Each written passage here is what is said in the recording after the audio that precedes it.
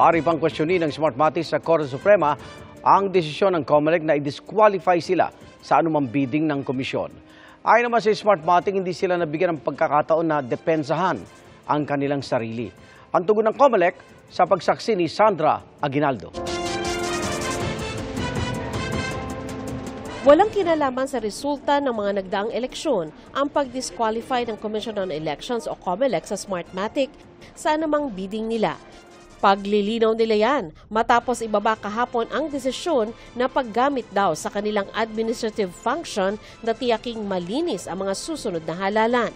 We disqualified Smartmatic because we wanted to preserve the integrity of the electoral process. There is no issue as to the accuracy of the results. And the COMELEC cannot close its eyes to the reality that there are several issues pertaining to the integrity and credibility of this company. Sa isang statement, sinabi ng Smartmatic na ang basihan ng pag-disqualify sa kanila ng COMELEC hindi umano bahagi ng reklamong isinampa ng grupo ni dating DICT Chief Eliseo Rio Jr. Pero sabi ng COMELEC, binanggit ni Rio sa isa sa mga petisyon niya ang akusasyong tumanggap ng suhol mula sa Smartmatic si dating COMELEC Chairman Juan Andres Bautista. Kaya siya may kaso umano sa Amerika tulad ng money laundering at iba pa. Ito raw ang pinagbatayan ng desisyon. Kinontra rin ng COMELEC ang aligasyon ng Smartmatic na hindi sila pinagpaliwanag sa issue at hindi nabigyan ng due process.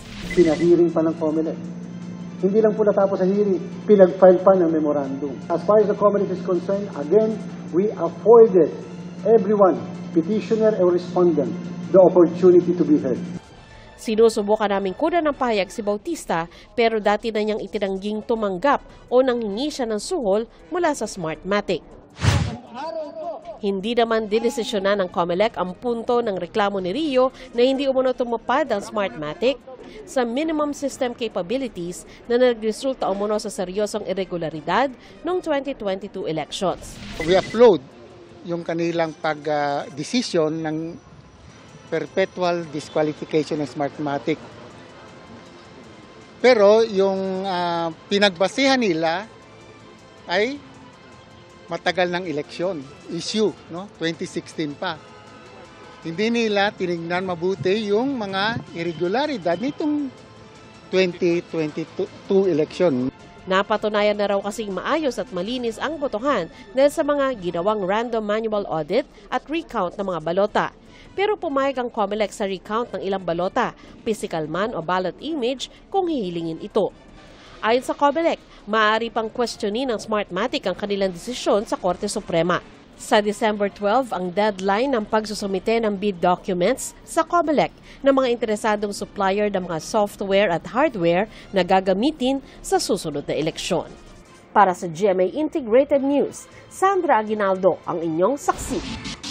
Mga kaibigan, samahan nyo kaming saksiyan ng mga balita. Mag-subscribe sa GMA Integrated News sa YouTube. Para sa mga kapuso abroad, samahan nyo kami sa GMA Pinoy TV at sa www.gmanews.tv.